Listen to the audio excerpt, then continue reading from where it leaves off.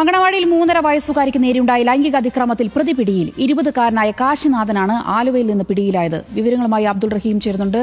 റഹീം, കേരളത്തെ ഞെട്ടിച്ചൊരു വാർത്തയായിരുന്നു ഇന്നത്തേത്. എന്തായാലും മണിക്കൂറുകൾക്കകം പ്രതി പിടിയിലായിരിക്കുകയാണ്.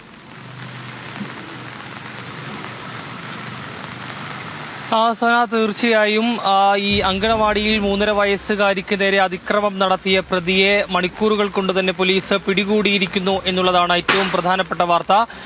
കഴിഞ്ഞ കുറച്ച് നാളുകളായി അങ്കണവാടിയിൽ വെച്ച് ഈ പെൺകുട്ടി 3.5 വയസ്സുള്ള പെൺകുട്ടി അതിക്രമത്തിന് ഇരയായിരുന്നു എന്നുള്ള ഞെട്ടിക്കുന്ന വിവരമാണ് ഇന്ന് പുറത്തു വന്നത്. ഇതിൽ ഈ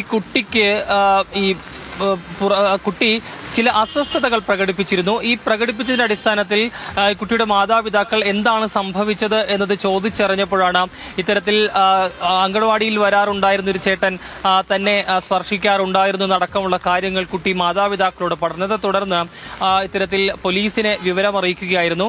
പിന്നീട് ഹോസ്പിറ്റലടക്കം കുട്ടിയെ കാണിച്ചു എന്നുള്ളതാണ്. അതിലാണ് ഇക്കാര്യത്തിലൊക്കെ കുട്ടിയുടെ സ്വകാര്യ ഭാഗങ്ങളിലടക്കം ഇയാൾ സ്പർശിക്കുകയും അതിക്രമം കാണിക്കുകയും ചെയ്തിരുന്നു എന്ന് വ്യക്തമായിട്ടുള്ളത്. ഏതായാലും പ്രതിയെ ആലുവയിൽ ഇയാളുടെ സുഹൃത്തിന്റെ വീട്ടിൽ നിന്നാണ് പിടികൂടിയത്.